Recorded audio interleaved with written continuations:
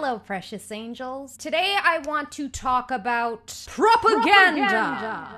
If you didn't catch what I said propaganda. As you guys know, but I will continue to repeat over and over again because I think it's important. I believe the left-right paradigm is an absolute scam, and that its only purpose is to keep our attention on each other instead of on the real enemy. You know, and I don't even really like the term enemy that much. I mean, why do we gotta call them our enemies? They're just the psychopaths who are up here doing what they've always done, worshiping Satan and eating babies, or whatever the hell it is they do. And here we are reacting in the same way we've always reacted. We know it's a scam. We know politicians are nothing other than puppets. We know that voting will have absolutely no effect on the outcome, and yet we continue to play along. So really, at the end of the day, are they the enemy, or are we our own worst enemy? Oh, getting philosophical. And I'm not just talking about people who are normies. I'm talking about some of the brightest, most intelligent people I've had the honor of speaking with,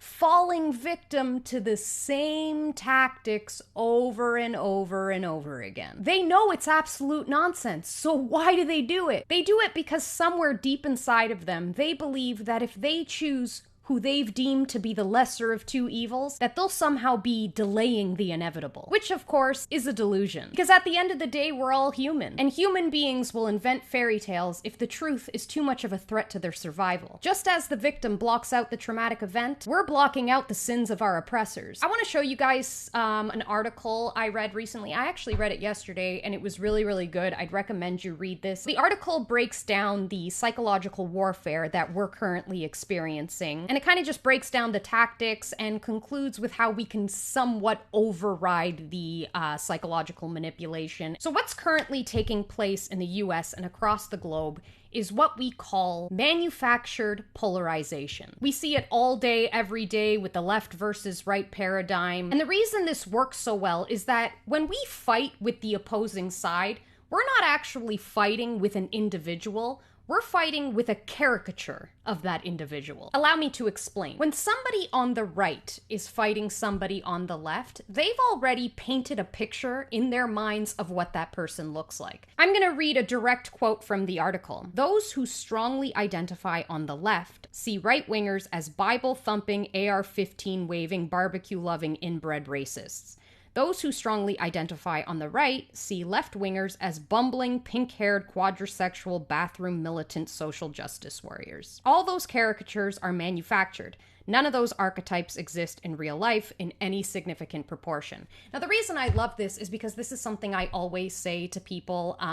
This is a completely manufactured caricature of a human that we all believe exists, but really, these people are very much on the fringe. What we actually have as the majority in society is people who exist somewhere in the middle, maybe with a slight lean to the left or a slight lean to the right. Because the middle is where common sense lives, and most people exist somewhere around common sense. So how will this manufactured polarization usher us into the New World Order? I don't know. I don't know everything. I only know what I know, you know? But I will tell you what my spidey senses have been telling me lately. I believe that the goal all along was for Trump to win the upcoming election. I believe that the Democrats are acting absolutely batshit crazy, and it's completely intentional. And the reason they're doing it is to shift public opinion in favor of Trump so that he'll win by a landslide. Now, why do I believe the Democrats would want Trump to win? Because the Republicans and the Democrats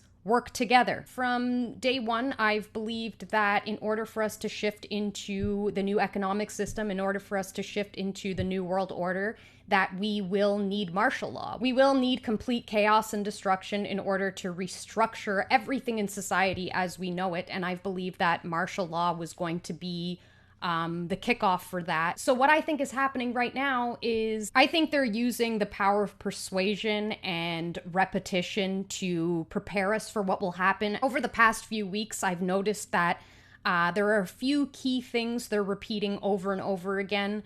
One of them is something I heard from AOC just recently where she said, let this be the reason you radicalize. That's right, we now have the Democrats encouraging anarchy. I've heard if Trump wins, this is a matter of life and death. That statement is very concerning because it's completely meaningless. I mean, why would Trump winning be a matter of life and death. Why exactly? Trump is the president right now and you're all still alive. So tell me what's going to happen after the election if Trump wins that's going to result in your death. It's absolute nonsense. And the reason they do this is because if you repeat a lie over and over again, people will begin to believe it. That's something we know just from, standard propaganda techniques. So what they're trying to do right now is prepare everyone for when Trump wins and there's inevitable chaos. That way it'll be believable when it happens. The thing is that you have to remember Antifa, the people on the left that are going out and burning shit down and destroying your cities and all of that, you need to get it out of your head